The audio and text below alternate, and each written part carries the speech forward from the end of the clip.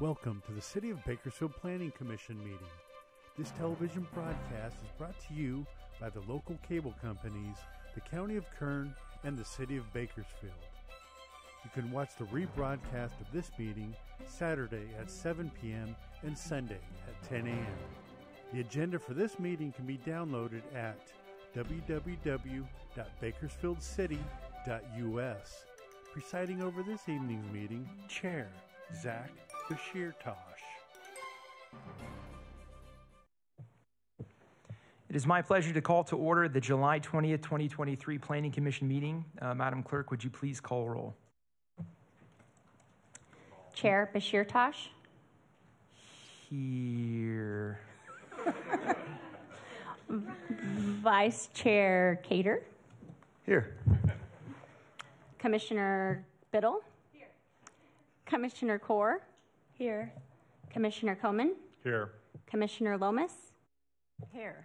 Commissioner Neal.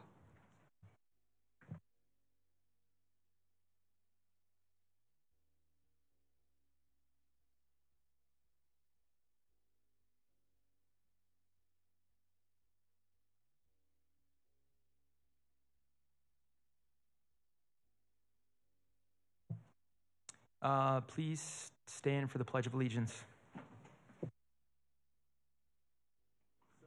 Pledge.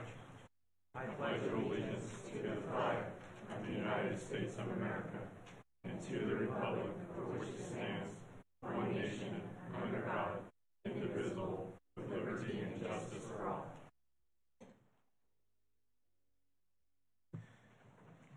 Madam Clerk, next item, please. Agenda item 3A, public statements. Does anyone in the audience wish to address the commission regarding items listed on tonight's agenda? If you are here for consent calendar item hearing, public hearing items 8A through 8G and hearing items 6A, now is not the time to speak. You will be given an opportunity to speak when those items are called later in the meeting.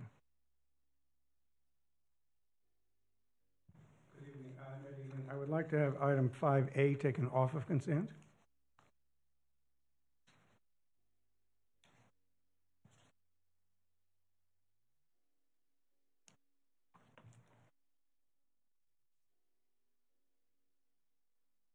Anyone else? Does anyone in the audience wish to address the commission regarding items not listed on tonight's agenda? If so, please come forward, state your name. We've got that removed. Anyone else?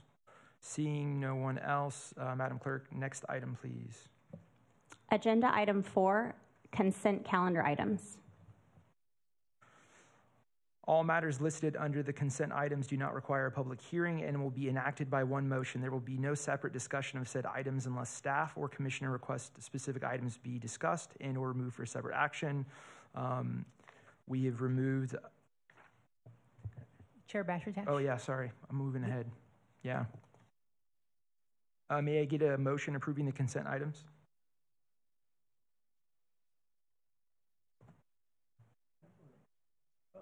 I'll make a motion. Mr. Cater. I'll second that. Commissioner Carr. Please cast your votes.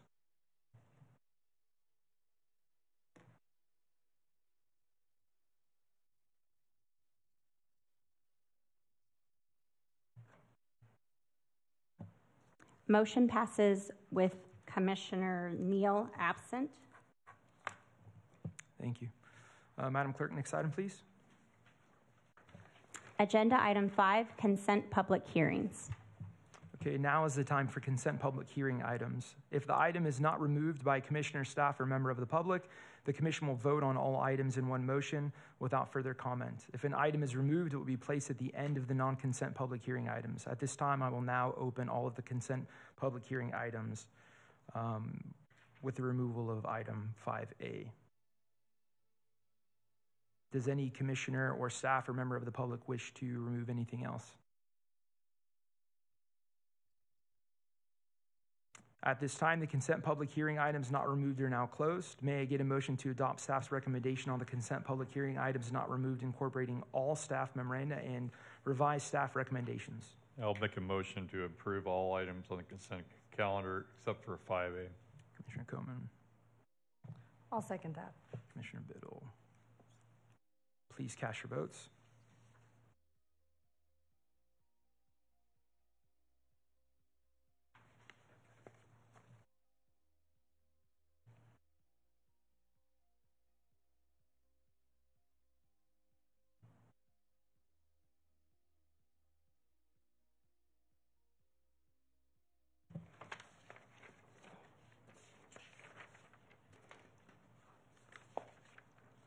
Motion passes with Commissioner Neal absent, and item 5A moved to non-consent items. Madam Clerk, next item, please. Agenda item 6, non-consent public hearings. Now is the time for non-consent public hearing items. Before we begin, I want to explain how the hearing will be conducted. Staff will first give a report, then those in favor of the project will be allowed to speak. Those in opposition to the project will be able to speak after all those in favor have spoken. Each side will be given 5 minutes to provide rebuttal comments. Individual speakers may not ask questions during their statements, but they may ask questions, but the questions will not be answered until the public hearing on that item is closed. Written comments may be given to the clerk, who will provide copies to the commission. Please be respectful of others participating in the hearing by not repeating the remarks of previous speakers and presenting any new comments or thoughts in a concise and clear way. Mr. Johnson, would you please provide us with your staff report? Yes, thank you. First, we will discuss item 6A, and then we will go to the item that is removed from consent, item 5A. So item 6A is a general plan amendment and zone change for a project site located at the northeast corner of Highway 99 in White Lane. The current zoning is regional commercial, and they are proposing to go to high-density multifamily. To be consistent, a general plan amendment is also being requested to go from general commercial, GC, to high density, HR, as a land use designation. And this designation allows between 17 and 72 dwelling units per acre, and as proposed, this is a 60.5 dwelling unit per acre site. The structure was constructed in 1965 and went through major renovations between 1999 and 2001. It's currently a Howard Johnson's hotel. There are 4 main structures that have 151 dwelling units and 1 mechanical room. And although the aerial shows that it looks like 1 structure, those are breezeways in between the structures. Some of the amenities include a swimming pool, spa, laundry room, and community space for the lobby. 151 units range in size between 262 and 292 square feet. This will be converted, if approved, to a studio-style apartment. So they'll have a kitchenette, bath, and a living and bedroom area. This did go through site plan review, and there are draft conditions that were attached for your commission's consideration. One of those conditions was the requirement for a lot line adjustment. So we have Lot A, which will be moved approximately 46 feet to the east, and that will accommodate, that strip you see there will accommodate the additional parking that's required for guests. They are proposing additional landscaping that goes above and beyond the development standards. We did notify through the proper channels, through the mailings, newspaper notification, and posted the site. And at this time, we did not receive any written comments in support or opposition to the request. Therefore, staff recommends approval of the general plan amendment and zone change. That completes staff's presentation. Thank you. The public hearing is now open. If there's anyone who wishes to speak in favor of the project, please step to the microphone, identify yourself, and then proceed.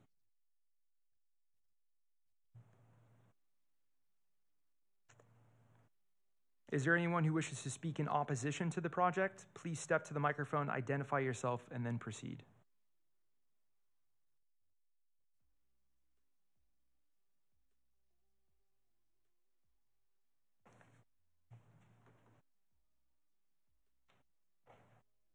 Hello, my name's Deanna Devon, and I've lived here all my life. We've had 5 generations that have lived in this area, and I've watched it go from very I'm sorry, I'm so emotional, but it's just seeing this and hearing what's been going on.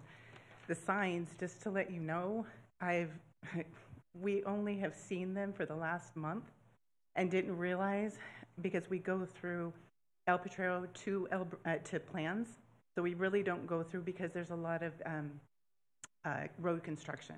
And right now we've got a lot of, I don't want to say undesirables, I want people to have a place to live. But there are three things that I need to address. First of all, you said this was renovated in 2000, overhauled. There was a lot of they did a lot of things that they probably shouldn't have. Our pest control people had told us, because we were having problems with termites. The termites were coming from the hotel. It was very apparent. They were supposed to totally tent it. Of course, you couldn't because it was huge. And they were the two pest control people that we've dealt with for over 50 years had told us they basically should take it down and then rebuild. They didn't do that at all. We suffered the consequences. We've had problems with termites. We've had to take down ranch-style fences because the termites got in. That's just a minor thing. My main concern right now is people are living in there now, and they have been. It took them about 3 to 4 weeks to clean it up. It looked beautiful. It had lighting. We could see everything. Nobody was even around, but we couldn't talk to anybody. There was nobody at the front desk. There was nobody like any security people. And then we just saw people moving in. We saw them relaying their clothes over the top railings. And then it was just infiltrating. You can talk to the people at Shell gas station, and I don't know the new taco place. It was Del Taco. We have people that shouldn't be there, and they need help, but sitting there doing drugs, and you could see it. You can actually see that field that's north of that hotel. The drug paraphernalia, the encampments that are there in the corner, the police have been absolutely wonderful. And I don't want to even mention this, but I have to. It is on a freeway. Kern County is known for human trafficking. Nellie Martinez is still waiting for her perpetrator to her 4-year-old daughter, Jessica Martinez, who went to our school. The little girl didn't even get to make it to the school. Sorry. But not more than a month ago, I had went to just take out my trash, and there was a gentleman, not as tall as I was, came out of where I normally put my trash for the last 40-some years. And it scared me, and I said, "Excuse me, this is private property. What are you doing here?" And he said, "I'm waiting for a ride. My wife's around the corner. It's a pie shape." So he was around the corner, and I couldn't see who was there. But I went back and I called the police, but before I could, they had already left. That has haunted me for the last 30 days because I don't know, and I don't know who he had back there. If you're going to put that many people in that place, they can go on-ramp, off-ramp. And there's no place for if you're going to have multifamilies, that means kids are going to be involved too. Also, the apartment complex that's just to the the north of that field, they tried to buy that property at one point, and they were denied to be able to build the apartments. And we haven't had problems with the apartments, believe me. The people that are running it are doing a very good job. They were told that our school system was impacted and that they wouldn't allow any more structures to be built there. And now I hear that the city's going to build something there for multi-family use. It doesn't make sense to me at all. If there's no room, and I know because my son just lives down the street from Plans Road, and that school is impacted as any of them are, basically. But basically, that's pretty much all I have to say. But I think you guys should really think about this. There's too many families there. There's older people that couldn't even make it here today that have been there. We've taken care of our families. My mom and dad had passed away in the home that I'm in. We've taken care of our grandchildren there, and right now, the things that are happening, oh, and we just got tagged. Our whole block wall that we've never had a problem with except once 15 years ago just got tagged last week. And I don't hear anybody saying anything, and maybe that's the planning commission part, but who's going to be protecting these people? Are they going to have police going around there? Are they going to have security? Is there anybody that we're going to be able to talk to about these people that are there right now? Do you guys have a hotel license to have people staying in this facility right now? Because it's zoned for hotel, and then the restaurant, which had burned down, it was the Holiday Inn that had burned down at that point. It's a prime real estate for, what do they call it? Fast, quick serve drive-throughs or anything right there. But to put families there on that corner, you can already see it, and I'd be willing to walk through the whole neighborhood and show you what has happened just in this last month. Thank you so very much for listening. Thank you. Hi. Sorry. Hi, my name's Ashley Marie Lively, and I live in the same neighborhood, and I have watched it go downhill ever since the announcement of the change in fall 2022. So just last year when it was in the paper, I did hear about it. We couldn't find any information only until recently, just like Deanna said, were there signs on the property, and we don't go down there either because it is very questionable people have been there. I've witnessed exchanges. I can't verify anything else except I've called the police multiple times. I've had people casing our home since this incident, and this was all in the last 2 months. Not even just the last time since they've had whomever has people in there. Just like she was saying, it's not zoned currently for residential, and I understand that's what is being proposed. However, there are people there. There's broken windows. The pictures you saw in the presentation are not accurate at all. And if you do want to look at it, it doesn't take but just drive down the freeway and come off the off-ramp and turn and see the degrade of the neighborhood that everybody has been putting into our homes. We've been renovating and upkeeping things for many generations. And even people who've had a hard time, they've been putting an effort into their homes and care and their land that they've been investing into our own city to make it beautiful. And just like anybody else, I think everyone should have a place to live, but this isn't a right solution to the problem. It's only going to create more problems. Not to mention the human trafficking thing. That's not unheard of.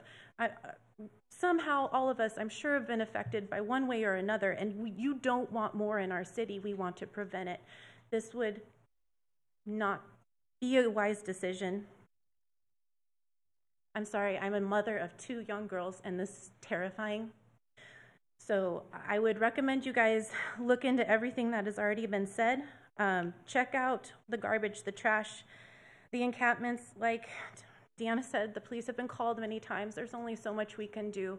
But a studio apartment with a kitchenette for a family, multi-dwelling, I question that. I question that at all. And as something that was in a hotel and is still questionable in how the care and how it has had problems in the past, I wouldn't feel safe putting even someone on the street there because it is so, it needs a lot of help. But with all the problems that has already affected our whole neighborhood, just start from scratch at this point, or make it a hotel like it should. I would recommend that, but there's just too many negatives for this proposal right now, and I appreciate and thank you guys for listening. Thank you. Thank you. Good evening. My name is John Rodriguez. I've lived there for 23 years down the street from this place. I have 4 kids. We used to walk down the street hand in hand in the evenings. You can't do that no more. It's like somebody went and dropped an alligator right in the middle of the street. You have to either walk around it or go the other way around. I know we all fall on hard times. They need a place to stay, but nobody's controlling them. You've sent them there. Nobody checks them when they get there, when they leave, when they come back in the morning. They walk out like into the wasteland. And in the evening, they come back loaded with stuff that they've found or someone's given them. The ones that take off walking come back riding bicycles. And I'm not talking about these little Mickey Mouse bikes, these good bikes. We're all investing in wrought iron gates, security bars, dogs. You can't have dogs. You just need something that'll alert you so you look out the window. I go to work, I put in 12-hour days, and then I don't sleep at night because I'm out checking what my dogs are barking at. It's the same thing everywhere. Crime doesn't have this zone or that zone. It's everywhere. But it's the people. Everybody is pushing a shopping cart. They congregate with the other people that aren't pushing shopping carts, that are riding bikes. Go over here. This house is in construction. Let's go see what tools they left out. Go over here. This house is vacant. I saw them load up the car to leave. It's little things like that where you guys drop the problem in our neighborhood. Now we have to find a way to contend with it. If there was a security system where they would check in and check out as they leave, well, hey, something happened down the street. Who was it? This guy just drove up with something in his backpack. Let's go check him out. Makes common sense. You call the cops. If nobody's bleeding to death or you saw a gun, the cops say it's not a priority. So they're actually waiting for somebody to break into my house, hold me at gunpoint, take my money out of my mattress, shoot somebody, then maybe the cops will show up. But every time we've called, they say it's not a priority. If we could find a car that's not doing something, we'll send it. And like I said, security.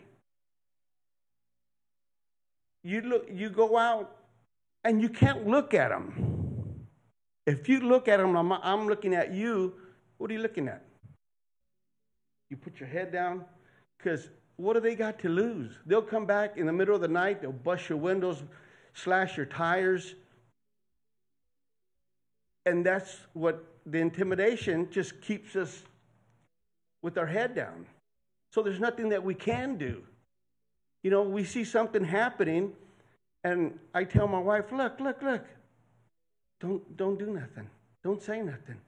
Because if he sees us looking at him, he's going to come back with 2 or 3 friends. And then what are you going to do? Or they see the cars that are parked in front of your house, and my sons drive away, and, it's just, they intimidate you. So you can't do nothing. And you see these signs around Bakersfield, make Bakersfield beautiful. Okay, I'm all for it. But nobody told them.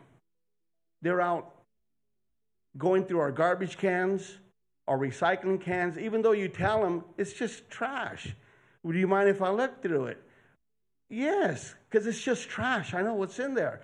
But you turn around and walk away, guess what? Your can's dumped on the street. So you have to go back and pick it up, and you can't say nothing because the same thing happens again and again and again. And like I said, you used to be able to walk around that neighborhood with not a care in the world. Everybody knew each other. Hey, how's it going? How you been? Now, at a certain time of day, you close your doors, you close your blinds, you turn on your lights, and you just wait to hear something to go out and look. So, like I said, I know everybody needs a place to stay. We all fall on hard times, but nobody's checking on them, keeping them in track. Hey, look, you mess up one more time, and we're going to throw you out. There's got to be an incentive to keep them on the straight and narrow. And right now, there's not. They just go and come as they want. Like I said, 2, 3 o'clock in the morning, and there's 3 guys walking down the middle of the street. I know for damn sure they didn't go to a job interview at that time. So they're out doing something that's illegal. And supposedly we have a 10 o'clock curfew. Nobody's enforcing that. So it wouldn't be too hard to have a cop car patrol the area more often.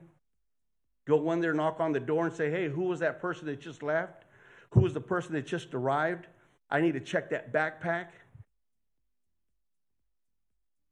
That's basically what they're supposed to do anyway. So if you're getting called on it, that's what you signed up for. You know, protect and to serve. But it seems like when we call them, like I said, if somebody ain't bleeding to death or, you know, there wasn't any gunfire, they just say, hey, we have no car available. So it's not what you're building, it's who you're putting in it. So that's a business hub right there. There's hundreds of businesses around there. If I go to Denny's, I don't want to look out the window and see somebody hanging their dirty laundry on the railing. And they do that. There's mattresses up on the railings. If you go to McDonald's and you're in the drive-thru, can I have $1? Can I have $2? And you try to ignore them. So nobody wants to go to McDonald's to go do that, or Denny's, or all the other establishments that are around the area. Country Kitchen has been broken into numerous times. You know, I can go on and on. Smart and Final, Earners, all the businesses around there have been affected in one way or another. And us neighbors, the same thing. My neighbor here that just raised his hand got broken into 3 times within a matter of hours. They drove back while we were still there surveying the damage, and they turned around on their bikes and left. And his house has been under construction, and the power tools, you have to replace them. The wall that you just put up, you have to replace it because they kicked a hole in it. It's just little things like that that add up. You know, tonight's Friday night, Saturday night, they're the worst. So it's like you got to go home, make sure your powder's dry, and keep vigilant out the window. And nobody wants to live like that. I'm sure nobody here wants to live like that, to where you have to go home and basically sit in your front window to see what's going on. And we all do that. We all do that. All down that main street that runs right into the apartment complex or the Howard Johnson. They all go this way. And in the evening, they all go back that way. So you guys are going to do what you guys are going to do, but just remember, we live here too. Thank you. Thank you.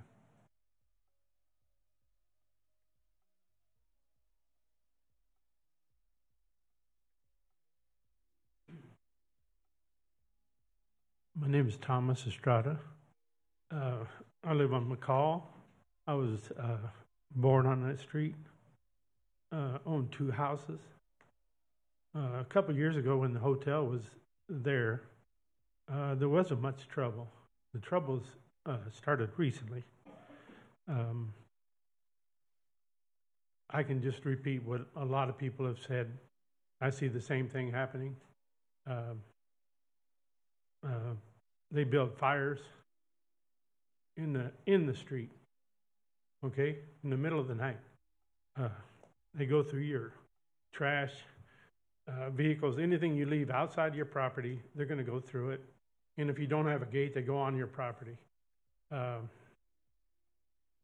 not sure who's running what's going on there. I know the police have done a pretty good job in there's more patrols in that area. I've seen more patrols go through there than I remember a year ago. Before then, they hardly ever came in there. There wasn't a need to it. Now, it always seems like there's something going on. We've had stuff taken, broken. I'm not sure who's going to run this. Are they accountable to anyone? They come and go. They're out at night. You see them in the dark, and that area is not very well lit. And you drive down the street, and here they are walking down the middle of the street. They have dogs over there, shopping carts, 1, 2, 3 shopping carts, baby buggies, bicycles. Somebody's run a bicycle shop out of there. I see it all the time. Somebody has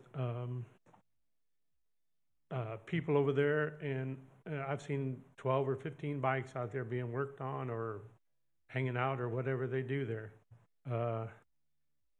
When it was a hotel, we didn't have the problems. People come, they leave within a day or two, and they go on. Now, if they're going to be there for months and months, I don't know what's going to happen.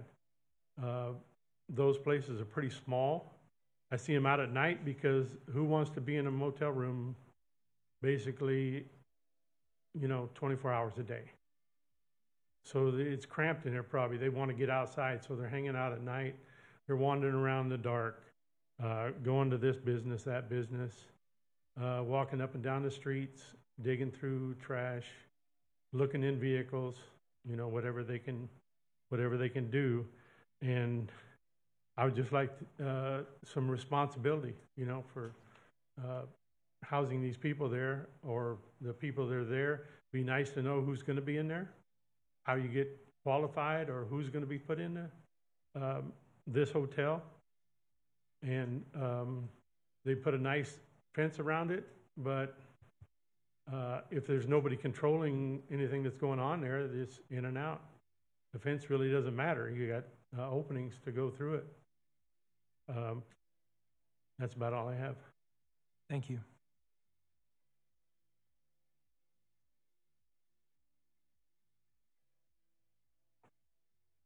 Hello, my name's David Hacker. I have lived there pretty much all my life. We've, seen over the last month or so, a number of things have happened at our house. We've had a truck stolen. We've had glass broken. We've had possible break-ins on the rear end. We have an easement in the back, and what they're doing is they're cutting the fence line on the freeway side, and they're going through and stealing stuff that way. Also, too, I know you guys stated that they're going to remodel this old hotel. They've already done that. They've spent the last 2 years remodeling, so it's finished. Now, what they've done is they brought in, I guess these are test residents, because basically it's, I think 15% seems like it's occupied now. I don't know what's going to happen once it's 100%, because right now we're having all these problems with the people that are in there currently, and it's just going to get way out of control. So I think you guys have been a little misinformed, because clearly it is finished. The pictures you guys have been showing up there they've renovated this whole thing. I'm actually a contractor, and I kind of kept up on it. They haven't really posted what they were going to purpose this property for. We just started seeing this over the last 6 months, and it's been really bad. So another thing, too, I know one of the residents brought up lighting. If we can get some extra lighting, something to control it. But, for the residents that is currently there right now, my neighbor said, some accountability on the residents. There's no security. There's no nothing other than the police department that goes there every day. So before you vote, and I think we're already past that point where you guys are probably going to approve this thing, and we understand that. But if you guys can make some extra steps to make this safer for the community, because this is only the start of it. So it's going to get really bad. So That's all I have to say. Thank you. Thank you.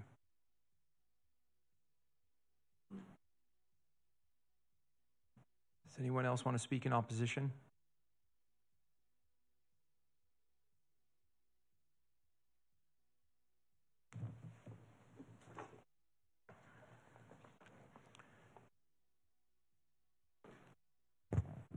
Good evening, Chair, Vice Chair, Planning Commissioners, and City personnel. My name is Elizabeth Candela. I live on the 3700 block of Mesa Grande, about 5 houses down from where the hotel is at.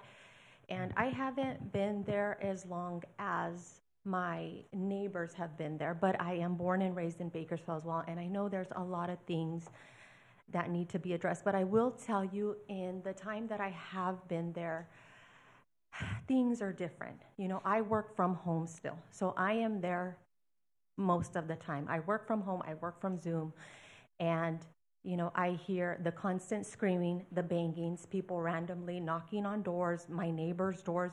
You know, we're all on edge, we're all calling each other, did you hear this, did you see that? You know, it's to the point where I have parking in the back of my house, but I choose to park it in the front, even though I'm running the risk of them breaking into my car. But I'm willing to leave my car out there just so they can see someone's home, because the minute they see that there's no cars, they break in. My neighbors' houses have been broken into. My neighbor in the front just put a fence. Everybody's on edge because of things. As it is, my street is not well lit. We have to deal with racers too, because there's no stop, there's no speed bumps. So there's a lot of issues going on. I can't imagine the complex being fully occupied if we can't even control it now. So I am asking you guys to drive, you know, see for yourself, and I respectfully oppose. Thank you. Thank you.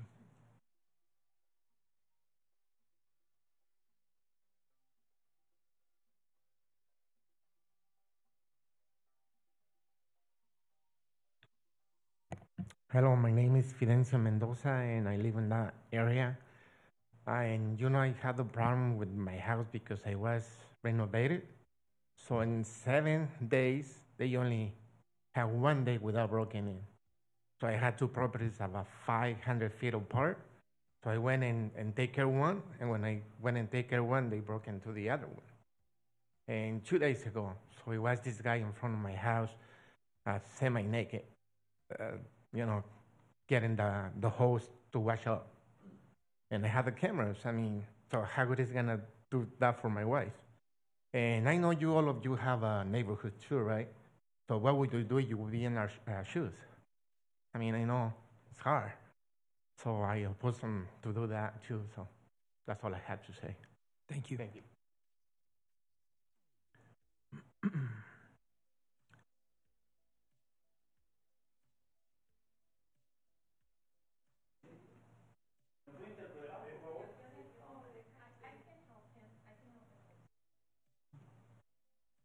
Thank you.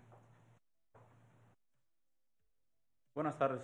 Mi nombre es Ricardo Morales y vivo en el área a 2 casas del hotel del que se está hablando. My name is Ricardo Morales, and I live 2 houses down from the hotel that we are talking about. El tema que se está tratando hoy, a lo que nos referimos los vecinos, es más de la seguridad. No tanto del proyecto que tienen en proceso, que dicen que apenas lo van a empezar, pero se ve que ya está terminado y no nos tomaron en cuenta hasta hace poco que pusieron la notificación. So I'm here to talk in response to the topic that we're all talking about, and I just want to let you know that this is more than the security. You know, we're talking about this project, that it's the beginning of it, but I want to let you know that this project is already done. Yo tengo 3 niños, 7, 9 y 14 años. Asisten a la escuela los 3. Yo trabajo, mi esposa trabaja y no tenemos tiempo suficiente para cuidarlos las 24 horas. I have 3 kids. I have a 7-year-old, a 9-year-old, a 14-year-old. They go to school. I work. My wife works, and we don't have time to be taking care of this 24 hours a day. Y desde que empezó la gente a vivir ahí de la sección 8, estamos preocupados porque mis niños tienen que caminar a agarrar el bus de ida y regreso. Y yo no... So, and since they started living there, you know, these individuals with Section 8, we are worried. My children have to walk to get the bus. De ida y vuelta. You know, going and coming. No creo que sea el único, porque mis niños caminan acompañados de otros niños. I don't think we are the only ones because my children also walk with other children. Y yo no alcanzo a hacer el ingreso suficiente como para poner a alguien o yo llevarlos personalmente o mi esposa personalmente a la escuela. And I don't make enough income where I can hire someone to take them, or I can take them personally, or my wife. Entonces, la preocupación es de la seguridad.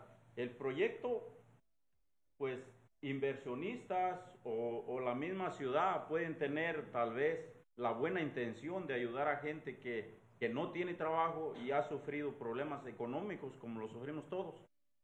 Pero la seguridad de lo que estamos preocupados en ese hotel es bastante. It's mainly it's more than the security. I know, you know, with the project that the city wants to do and also with investors, you know, but this is more than just doing that. It has to do with our security, and I know they want to help out with their problems, their economical problems. Yo con mis vecinos hemos sufrido pues atentados pequeños hasta hoy. Yo he llamado muchas veces al policía, he intentado hablar con las personas que están en la calle, que se van y ponen una carpa diciendo que la ciudad les dio una carpa, no sé cómo se dice, un ten, ¿o cómo les nombra? Para acampar. Y les dices, hey, ¿te puedes retirar de aquí? Dicen, no, porque estoy en mi ten y a mí me la dieron y dicen que yo me puedo quedar en esta ten donde yo quiera. So I've, you know, as well, I've spoken to my neighbors, and, you know, we've had issues and we've called the police, and sometimes I've even tried to talk to the people out in the street. You know, they have the tarps, they say they get it from the city, and when we tell them to leave, they say, no, I can be here because the city gave me a tent. Entonces, como el problema mayor ahorita es de la seguridad, les agradeceríamos que se den tiempo o nos brinden el apoyo de mandar, no sé, un policía que esté circulando la área para que así informe a los encargados o quien esté a cargo de la seguridad y se den cuenta de lo que está pasando. You know, again, it has to do with the security, and I appreciate, you know, if you guys support us in this matter, you know, send out a police so they can be driving around, you know, so they can know what's going on. Porque yo sí estoy preocupado y más por mis niños, es lo único que me preocupa. I'm worried, and above all, you know, because of my kids. Pues muchas gracias por darnos la oportunidad de hablar y expresar nuestra inquietud sobre el plan que tienen de hacer una sesión 8 ahí.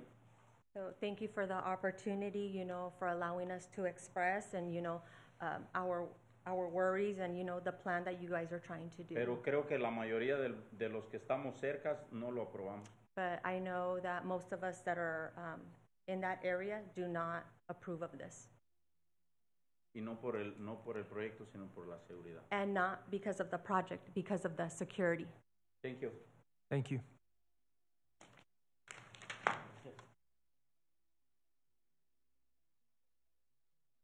Good afternoon. My name is Carmen Sanchez, and I live on the 3700 block of Mesa Grande.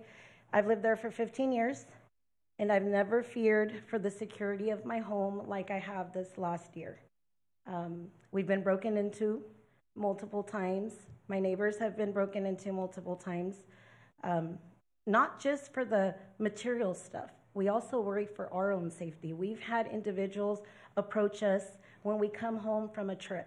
We come home from a trip and we're driving up our driveway, and we have individuals that approach us and, you know, ask random stuff, right? I mean, it's just the fear, and you don't even know why they're approaching you or who's coming towards you, right? When you're driving up after a long vacation, it's very unfortunate to see my neighborhood the way I see it right now. We have our trash cans being knocked down. I have to wake up early. You know, we all work. Pull your trash can out the night before. Wake up in the morning, walk out, heading to work. Your trash is all over the floor. Have to pick it up. I mean, and we have to do it, right? We take pride in our neighborhood, and we love our neighborhood. I've been there 15 years. My kids were raised there. Not just that, I wake up, and I have bags of clothes thrown around my yard. I don't know where that's coming from or what's in those bags. I mean, it's very, very unfortunate to see my neighborhood the way I've been seeing it the last year. And I know my fellow neighbors can definitely agree. We've all take pride in our homes. We all work hard to have, you know, what we have, and to see us even driving down the street is just, it's a little devastating to see what our street looks like. I mean, there's trash everywhere. We have tents down a block away from our home. Our kids can't be outside right now. So I also respectfully oppose to this project. Thank you. Is there anyone else that would like to speak in opposition? David Gallagher. I live just north of that, where they're talking about. And we're on big lots, so I'm 2 streets away, and it's all the way down where we're at. We got people sleeping in cars. They'll be flaked out on the sidewalk, and you want to come up, so are you okay? And they're just out of it. And I'm just agreeing with everything they're saying. I know they need a place to stay, but they are destroying our neighborhood. Thank you.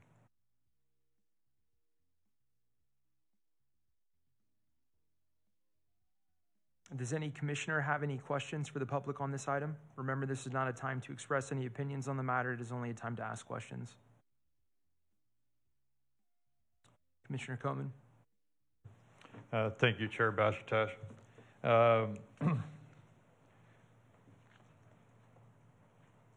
This is first to staff.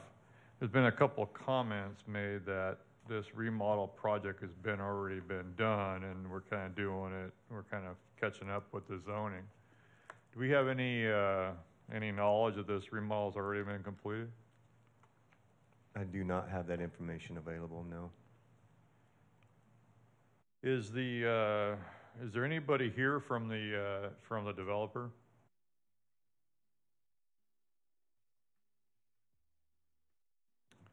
That would be great.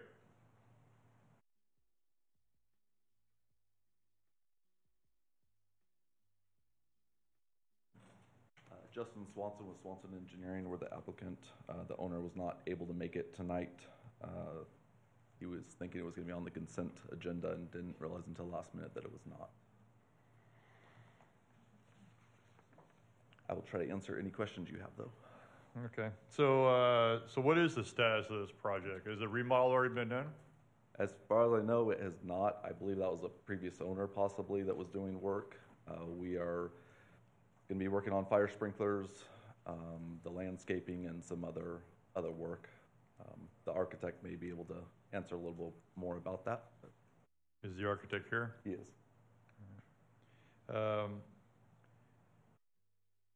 So does anybody know if there's a management plan for how they're going to provide security and those kind of things, how they're going to manage these 100 and some units? Unfortunately, I couldn't speak to how the owner plans to manage that. I do know that the improvements aren't complete. I know that there's been some paint and minor facelift. I think some interior things have happened, but the bulk of the project, permits are being pulled to complete that.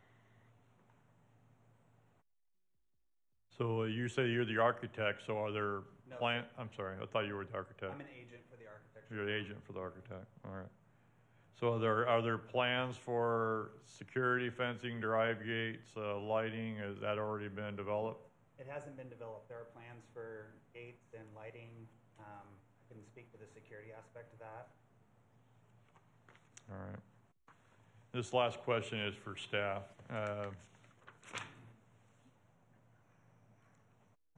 sorry. I'm just, I locked myself out of this computer, I think. So who is this 2700 White Lane LLC? Are there no names associated with that? Is this a local group? Is this a out-of-town group? Do we even know? Based on the address, I would assume it's a local group. That's just what the Kern County Assessor's Office shows, as does the application. All right. I have no further questions at this time. Thank you. Commissioner Cater? Vice Chair Cater? Thank you. Just a quick question. It might be for the applicants or staff. I'm still unclear. Is the owner that is representing this application the owner that's currently operating in some capacity at the hotel? The current owner is operating in some capacity at the hotel at this time, as far as I know. Okay. Thank you. That was Commissioner Coleman answered a lot of you answered a lot of my questions through Commissioner Coleman. That was just my one additional. Thank you.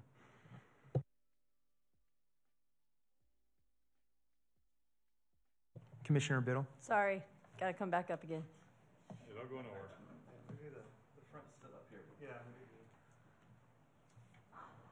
Was any outreach done to the surrounding community about this project to get their input? Was any kind of meetings put together, or is it just the sign put up? No, just the signs. If we had received any letters, we would have tried to address them, but no letters were submitted, so we had no inclination that anybody opposed this project. Good. Thank you. Commissioner Cower? My question is to the staff. Is this a homeless shelter, or is this affordable housing that is getting put in there? It is housing. It's housing, okay. And to clarify, multifamily housing does not necessarily mean a family. Mm-hmm. It just means it's a building for multi-dwelling units. Okay. My question to the owner, rep, how will they qualify the personnel coming into these apartments? Do you guys know? I couldn't speak to how they qualify them at all. I Okay. can only speak to the nature of the improvements. And sir, can you state your name for the record, please? My name's Derek Simchak, Scarpel Frank Associates. Thank you. Mm-hmm. Okay. And is there fencing going around the whole property? There is. Okay, and along the freeway intersection as well? Yes.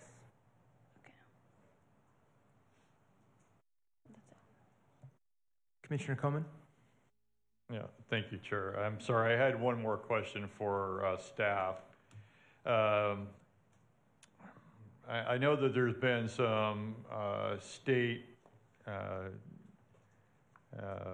issues that have come up regarding the building of residential or multifamily on commercial lots. So the question really I had is, I didn't think we had any input to that. I thought that they can do it by right. Is that not the case? No, thank you for that comment. So this is Zone C2. They are requesting to go to the R4 zoning, which is a residential zoning. That does several things. It increases density. If it's C2, they could request just a conditional use permit and not go through the general plan amendment and zone change process, and then conditions could be applied. They could also use some current Senate bills and Assembly bills, such as AB 2011, and we would not even be here today discussing this.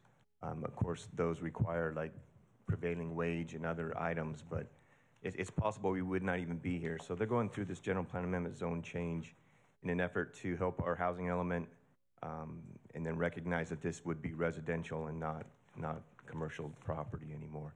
I would note that the multifamily that you see, apartments just to the north, are on C2 property, C2 zone property. And you had a recommendation in here, but what are our true options on this? Well, sure. Since the owner is not here and not speaking for the owner's representative or the architect's representative, your commission could continue this for 2 weeks. There were some comments raised by the public. It's hard to decipher if those are related to this project site or not. We can also research and see what type of remodeling has occurred. If that remodeling requires permits, such as painting doesn't require permits. So that would be an improvement that the neighbors could see, but it doesn't need a permit. It would allow us to do additional research, and maybe the owner could come back and explain what their ultimate goal is of the property.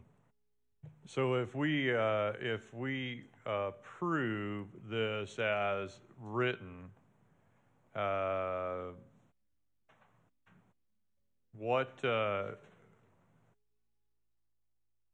we haven't seen a site plan other than the landscape plan. We really haven't seen anything significant to review.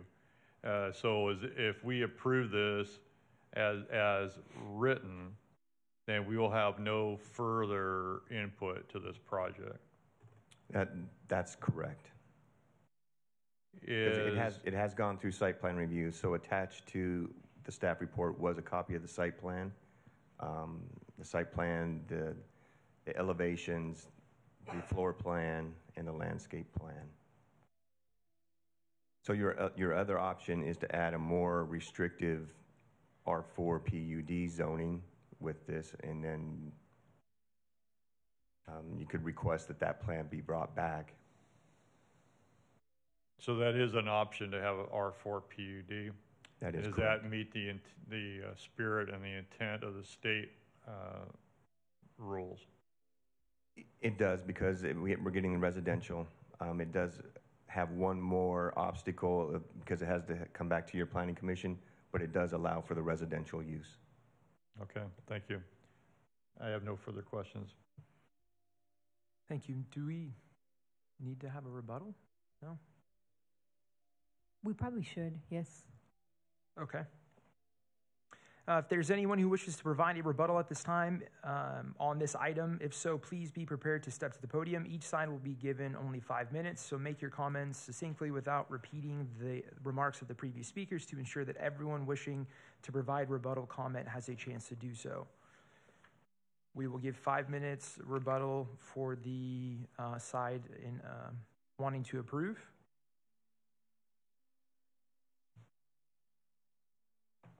This is approve first. Yeah.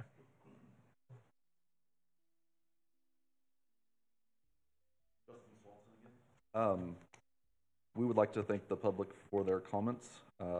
It's good to know what their issues are with the project. At this time, we'd like to ask for a 2-week continuance, as Mr. Johnson said, to talk to the owner and see if he can better explain to the residents nearby what his plans are and what his intentions are. Thank you. Thank you.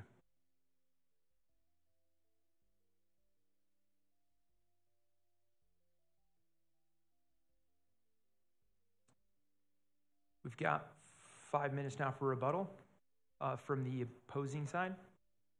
Can we get the timer adjusted? Please identify yourself once more. David Hacker. Just a couple things. I do have pictures of the interior of the rooms when they were working on them. Also, they've painted the whole place. We understand that you don't need a permit for that, but the whole thing was re-roofed too. The whole thing is 100% completed. Other than the fence line they put up, the fence line on the freeway side has been torn down already. So I think the architect is a little misinformed. That job is 100%, other than the plants, is done. So that's all I have to say. Thank you.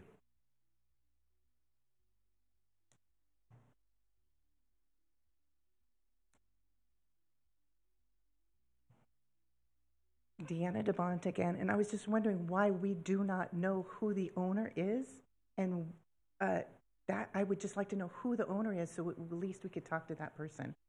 I'm flabbergasted that you guys don't have that information. Thank you.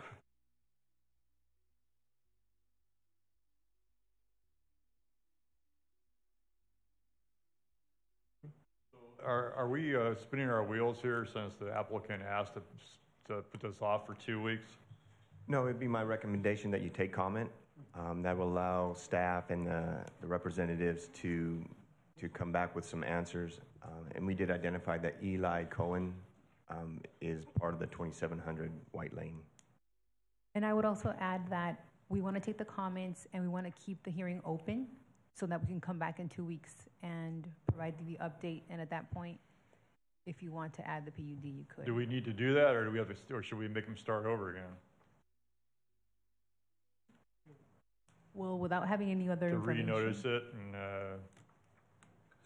If we continue it after closing it, then it will have to be renoticed. okay. So we want to continue with the rebuttals? Yes. Okay, thank you. Thomas Estrada.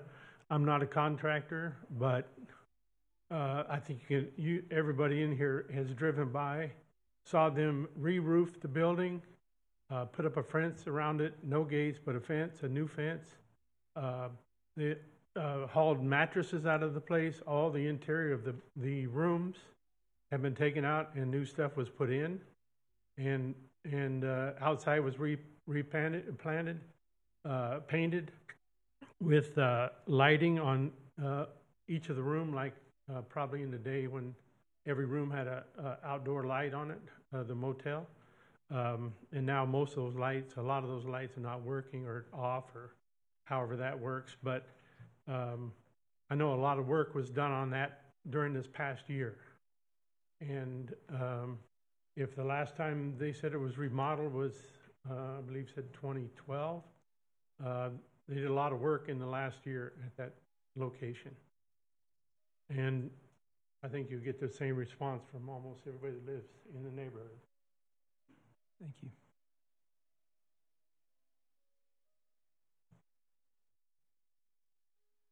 John Rodriguez again. I'm surprised that the owner isn't here. Because if I was building something, I would take into account everybody's opinion, not just mine. This is just another business venture for somebody that wants to basically flip something, make a profit, which is fine with me. But if the owner doesn't take the time to come and see our opinions and take us into account, it's just another business venture.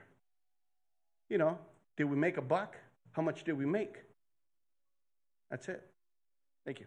Thank you.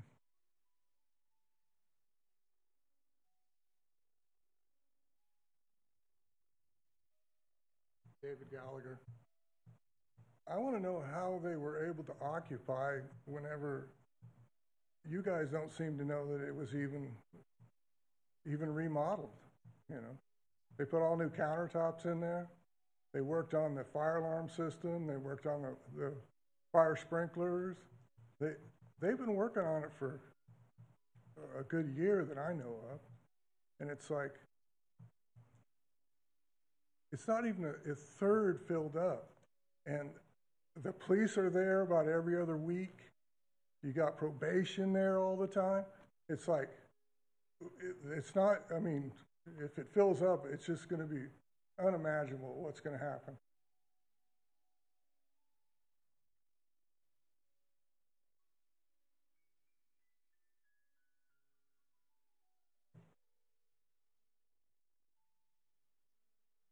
Good evening again, Elizabeth Candela. We talk about this being a high-density multi-family dwelling, but it is in fact a homeless shelter. You know, again, I am asking you guys to drive out there so you guys can see with your own eyes, and you tell me if a family with little kids will want to go out and rent that place, because that's not the case. I urge you guys to go out there.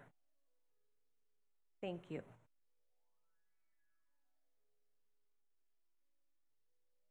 You got about 58 seconds left if anyone else wants to speak in opposition.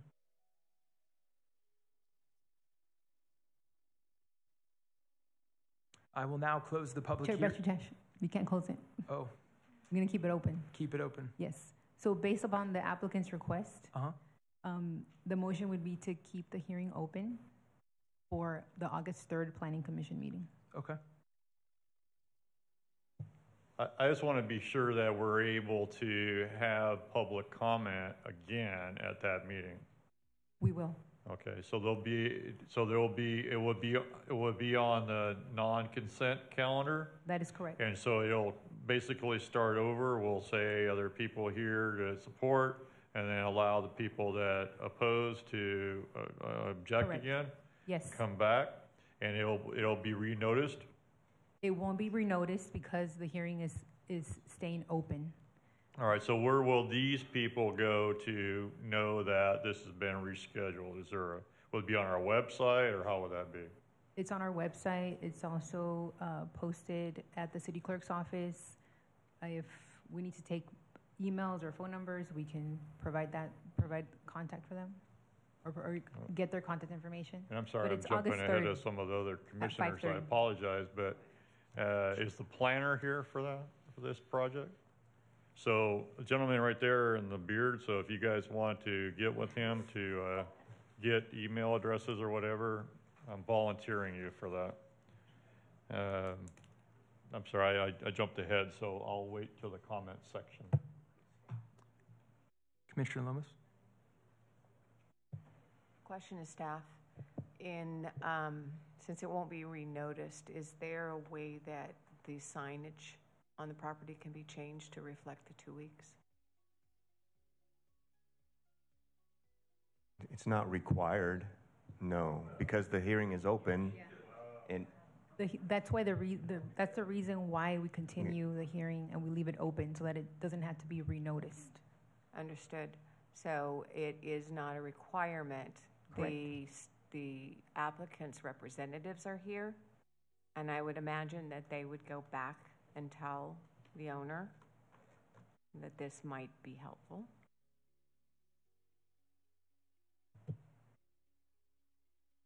Commissioner Carl?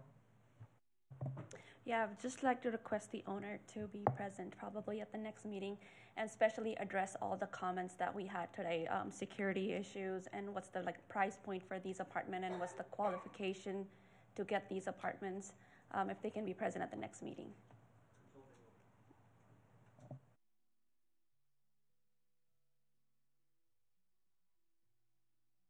So we're the, going in. Yeah, so the motion is to keep the hearing item 6A open and Okay. continue it to the August 3rd, 2023 Planning Commission meeting. Oh, sorry, Commissioner Biddle, I apologize.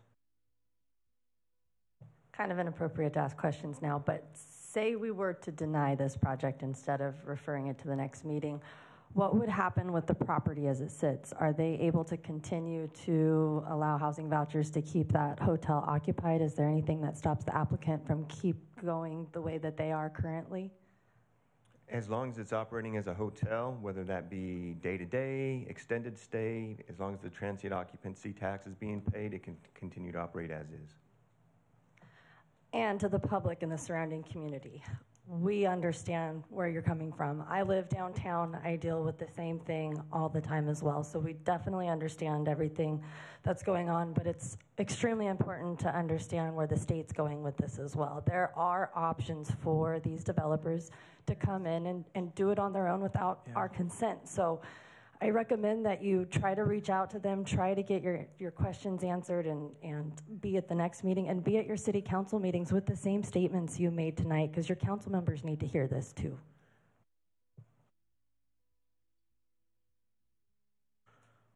Okay. Madam Clerk, next item, please.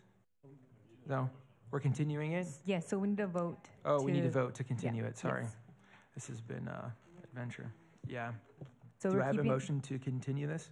I'll make a motion to continue to the August 3rd Planning Commission meeting. Thank you, Vice Chair Cater. Do I have a second? Yeah, I'll second that. Commissioner Coleman. Please cast your votes.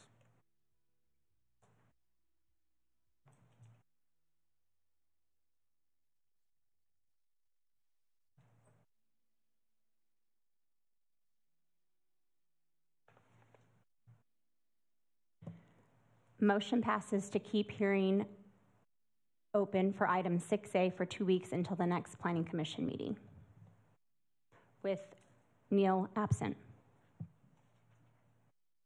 If I can make a comment also, During this interim time, to the members of the audience, the Bakersfield mobile app is a way to report if you see tents, items like that. That's a great app to use. If you have graffiti or anything like that, I would suggest that you use that app. It's very responsive. Also, some of the concerns may be in towards BPD, Bakersfield Police Department Community Relations, whether that's a neighborhood watch program. If you were to just go onto the City of Bakersfield website and type in community relations, there's some contacts there and some information that they have on these programs. Obviously, they're all free. Thank you. Thank you. Madam Clerk, next item, please. We are the non-consent item 5A that was moved from consent items. Mr. Johnson, do we have a report? We do. I would ask one of our planners, Noelle Topete, to come forward. She's going to give the presentation.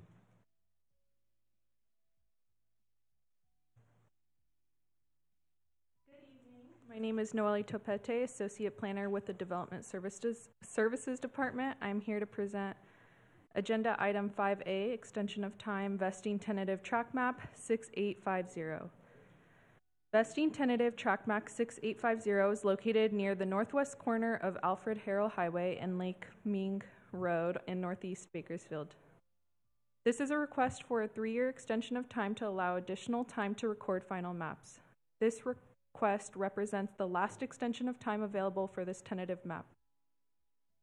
Vesting Tentative Track Map 6850 consists of 196 single-family residential lots, 4 landscape lots, 1 sump lot, 1 private street lot on 53.13 acres.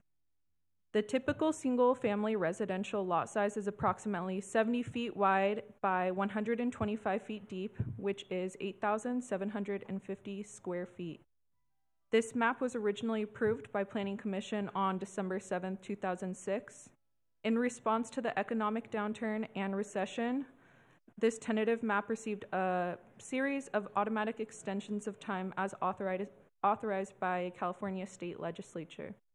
One phase of this map was recorded on August 18, 2009.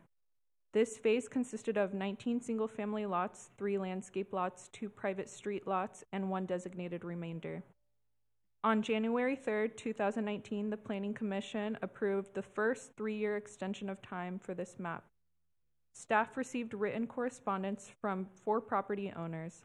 The correspondence was transmitted to your commission in a Planning Director's Memorandum dated June 20, 2023. Staff recommends approval with no changes to the previously approved conditions of approval. That concludes my presentation of this project. Thank you. Thank you.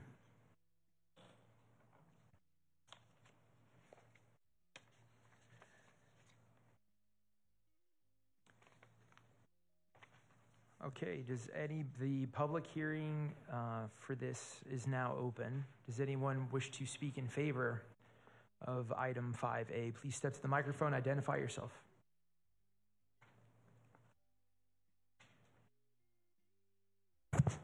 Thank you. I'm Chuck Thomason, President of Future Value Construction, Inc., which is the applicant. Here to answer any questions if I can. Basically, we have reviewed the staff's recommendations or responses, and we're in agreement with 99.9% of everything they've said. But I'm here to answer any questions. Thank you.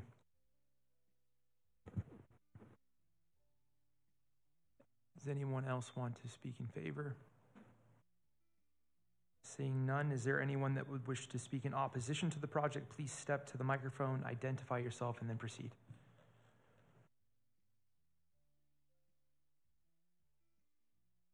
Good evening. I'm Eddie Lane. I appreciate this opportunity. And I appreciate the staff putting the picture in your packet. I'm not a techie, and you're able to see the picture which shows the fire and the oil wells, which we believe are capped, and then the development right across the street. It's not a pretty picture, but it does show what's going on there. 1 year ago today, Truxton Lakes was empty because of city water restrictions.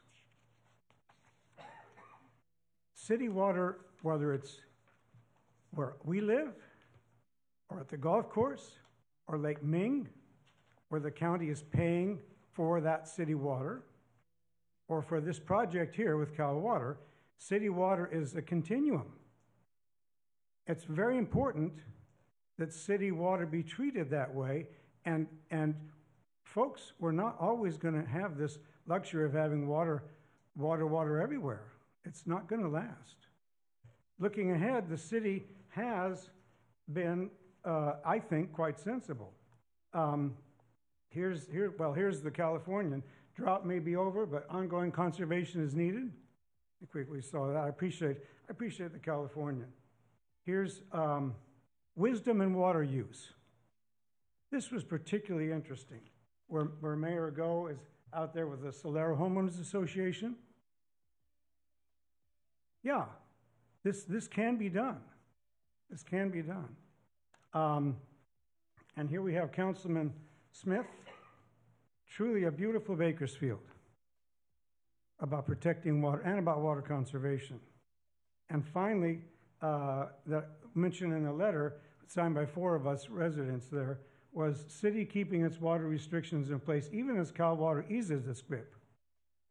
So the city practices with regard to city water, as the city is trying to be, I think, a good steward of that water in general. And we who live in Rio Bravo 2 understand that. And as I said in the letter, we're going to drought-tolerant plants now. When I looked at, and it could be me, when I looked at the response from the city staff about our first issue, about reducing water usage, I didn't understand whether the city staff was suggesting that indeed the Cal Water restrictions stay in place, or I didn't see that the city staff was recommending that the kind of practices at La Solera be employed here. I didn't see that. It might be possible, but it wasn't clear to me. Then I want to talk about one of the issues that I raised before, and that has to do with the golf course. I live near the golf course. Last year, when the Truxton Lakes were empty for the public, including my granddaughter, we like to go to Parker Riverwalk. There was water at the golf course, plenty. As a matter of fact, I went in. I live there. I went into the men's room there. Overseeding of the tees. Overseeding of the tees. Here we are in a drought last year, and the tees were being overseeded. I don't know how many gallons of water. And the city water, again, the county is paying for its water at Lake Ming. The golf course is not paying for its water. Regular folks pay for their water. It's city water. The city needs to use its leverage to get that golf course to pay for it and to get water conservation practices into the agreement. I will tell you, because I looked into it, up to 2017, the golf course was supposed to do water metering. Guess what? When the county got rid of its Parks and Recreation Department, by the way, I'm so glad we have a city Parks and Recreation Department. When the city got rid of its Parks and Recreation Department, that requirement was lifted. So there's no water metering. There's supposed to be water metering at Lake Ming. So the answer to the second question, it's not germane. Yes, it is germane. It's city water. So the city needs to take responsibility and get that water paid for. As of now, it looks like it's a gift to public property. You're just giving water away. I'm not sure that's legal. The oil well issue. Well, that's interesting. Here's today's paper. State proposes plugging more than 100 orphan wells. One of my neighbors, I think, will be dealing with that issue. This is a serious issue, folks. This is serious stuff. And let me go on here. The biological site assessment. My question about that, I saw the staff response. Are we getting the cart before the horse? Why can't the biological assessment be done ahead of time instead of waiting? I mean, that makes sense to me. I appreciate the fact there's no public transportation out there, but in the long run, we need public transportation. We live near Calm. A lot of us have I have grandkids. I was with a grandkid at Calm here about a month ago. Great place. But there's no public transportation to Calm, or Norhart Park. And I live in the city limits. So the city needs to get off the dime and get some public transportation out there. We need to look ahead, not behind. So those are my comments. Again, I appreciate this time. Thank you. Thank you.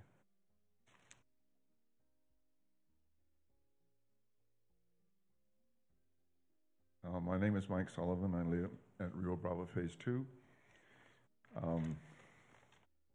My background, I did, besides my 19 years of teaching, I was offshore Platform Hill House in the Santa Barbara Channel, next to the platform that blew in 1969.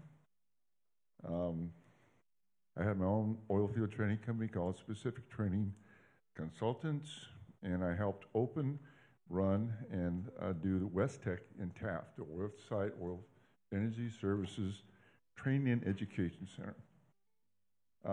Near our property, there were two sites where they were going to drill. One site they did drill. I believe they had 3 or 4 wells on it with pumping jacks. And they had a great big Halliburton, like a mud truck, where they would pump the oil in the truck, and once in a while they come by and pick it up. And right now, the pumping jacks are gone. And it says an idle well is a well that has not produced oil or gas for 24 consecutive months. I'm not sure what that is. It says once an oil well becomes idle, the operator must decide with either to pay an annual fee for the well or place it in a plan that manages and eliminates all long-term idle wells. An operator is basically the person who owns it. For example, like Barry Holding Company would be the operator over in Taft. So right now we don't know if the oil is at a property cap, or they just simply shut all the valves off and remove the pumping jacks. The Halliburton containment truck is gone where they pump the oil. So we need to find out who is the operator over there and what their plans are, especially in terms of what's going on with methane. You say earlier, when they first started drilling there was a site closer to the campground at Hart Park. They decided not to drill there, and they drilled closer to the homes near what used to be the Rio Bravo Country Club out there. So we just need more information about who the actual operator is, what their plans are. Obviously, when the price of oil drops down below a certain amount per barrel, and I've learned this over the history, is that every oil well has a production limit. And when you hit that limit, they just shut it off. And if it doesn't rise again, at some point they'll have to plug it and probably plug the well, which include pulling the casing out. And there's all kinds of things they have to do for that. Thank you very much. Have any questions? Thank you. Thank you. Is there anyone else that wishes to speak in opposition?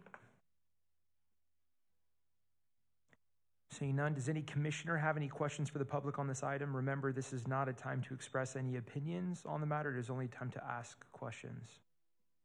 Commissioner Biddle, is this from now or last time? Last time. Commissioner Coleman? Thank you, Chair Basher-Tash. This question is for the planner, and I'll be honest with you, Mr. Johnson wrote on here how to pronounce your name, and I'm still struggling with it, so I apologize if I butcher your name. So the question I have for you is, in your response to Mr. Lane on item number 1 was regarding the drought-tolerant plants, and you indicated that the applicant would be responsible for meeting certain codes here. I just want to be sure that that's true, and that he's not somehow exempt under any kind of grandfathering, that because this thing was approved in 2006, and I'm not sure some of these other standards were enforced at that time. So I just want to be sure that they would be held to this. Correct. It's not necessarily when the track was approved, it's when building permits are issued or pulled. So the new housing in this track would be subject to the Moello requirements as with any other green code, Cal Green building code. Okay, thank you. I have no further questions.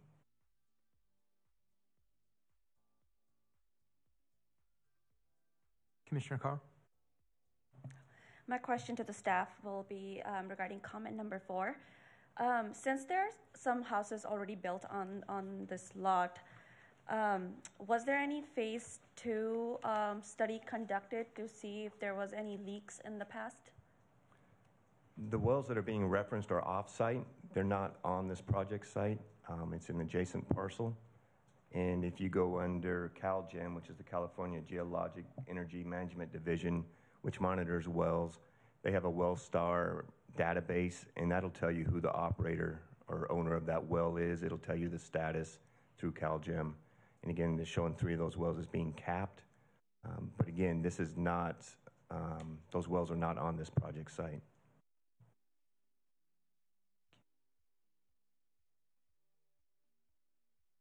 I have a question for the applicant. Can you maybe speak to some of the reasoning as to why nothing has happened with this since it's been stamped or approved since 2006? Actually, I wasn't the original developer. I actually bought the project 4 years ago. I was the lucky one that got to hit COVID, and then last year we got the interest rates. We are currently processing a phase 2 map, which was part of the original phase 1 where they discontinued about 43 lots, which we have curb, gutter, sidewalk, all the utilities in. We're actually processing a map that we hope to have approved final on. We were hoping for August, but it'll probably be closer to September. In addition, we had to do a substantial conformance, so I think it shows that we were going to do 196 lots. I think that's going to be reduced to 160, so in fact we're reducing the amount of lots and the density. Other than that, it's just I could go into a lawsuit from an engineer from the previous developer that held us up for 1.5 years. Yeah, we've had our fair share of obstacles, but I think it's still going to be a good community for the area. Most of our homes are going to be ranging from $600,000 up to we just sold one for over $1 million, barely over $1 million, but I think we are improving the area, and I think they're truly going to be custom homes, which is kind of unique to the area right now. They're not considered tract homes, I guess. Thank you.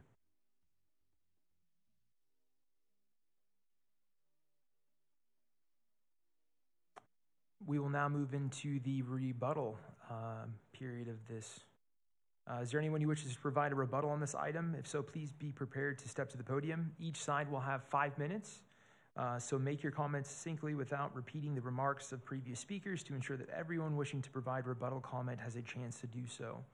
We will start with in favor. You have 5 minutes if you would like to speak to anything that was said.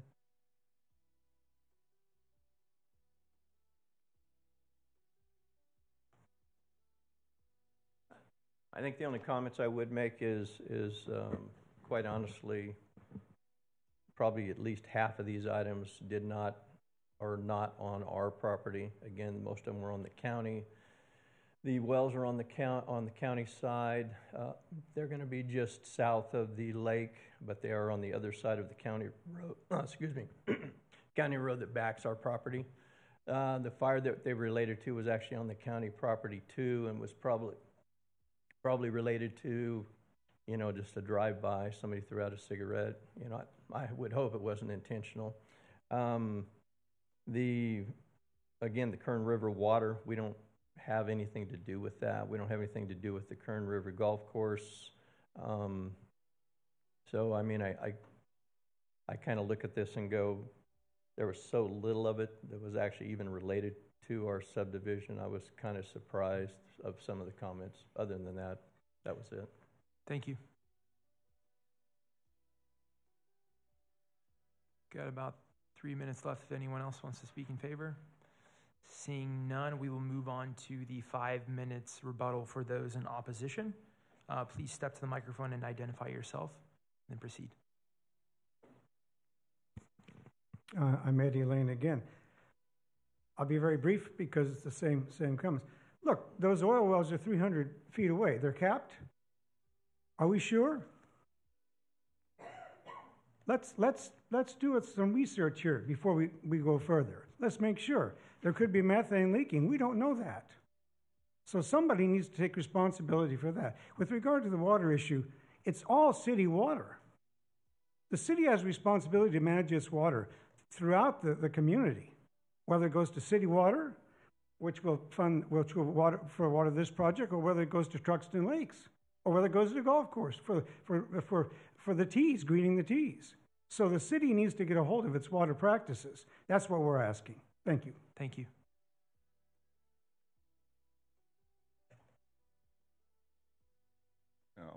Michael Sullivan again.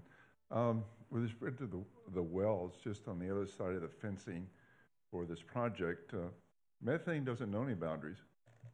So we need to know the operator, what the operator's done. Is it capped and it's not leaking? So that seems to be, that you said it was county property right there? So they need to make sure that's happening. And he's not responsible for those wells. But if you can see where the wells are right there. And just say you buy that lot that's right across the road from those and it's leaking methane. So something needs to be done so it all comes part of this permitting process. And all those homes are all straws in the glass, sucking water out. You look what's happening over, towards the ballpark. And all the new homes going in, everything's drawing water out. We had a lot of snow, a lot of rain. We're doing 2,000 cubic feet per second coming out of Lake Isabella. And then we have another drought. I don't know. So you got to be careful what you wish for. Thank you. Thank you.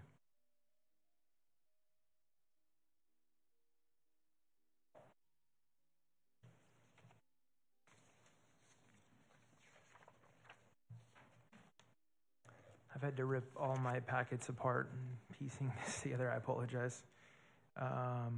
You can close the hearing now. Yeah, the public hearing is now closed. And, oh, there it is, sorry.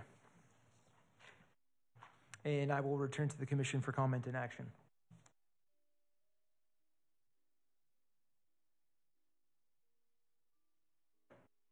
Does any commissioner have any comment or action?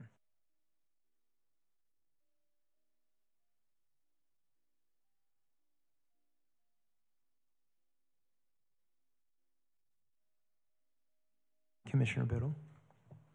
I think we've came into contact with quite a few of these extensions in time, and what we're looking at is not the project itself, but just the extension of the time. So I would like to make a motion to approve this project.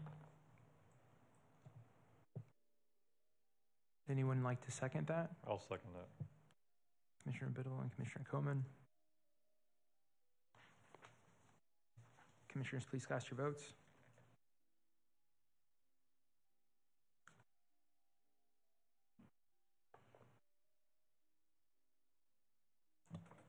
Motion passes for item 5A with Commissioner Neal absent. Sure. Tash, if I may have a comment, please. Yes. Can I comment? Thank you. I just want to thank Mr. Lane for your thoughts on this in this area.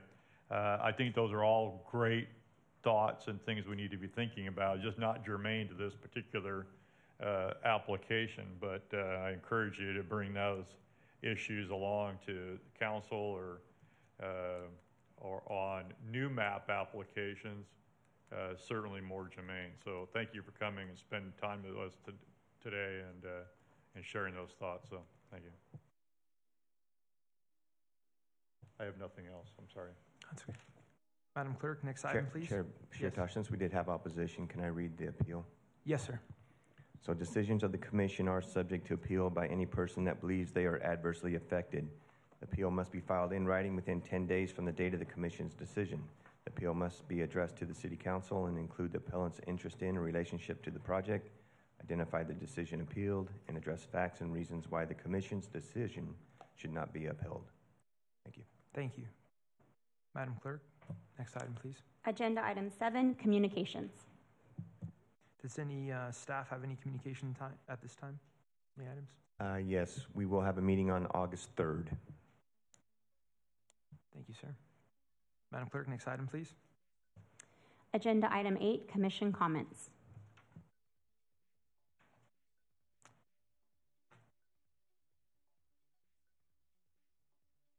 Madam Clerk, next item, please. Agenda item 9, adjournment. This meeting is adjourned at 7:05, July 20th.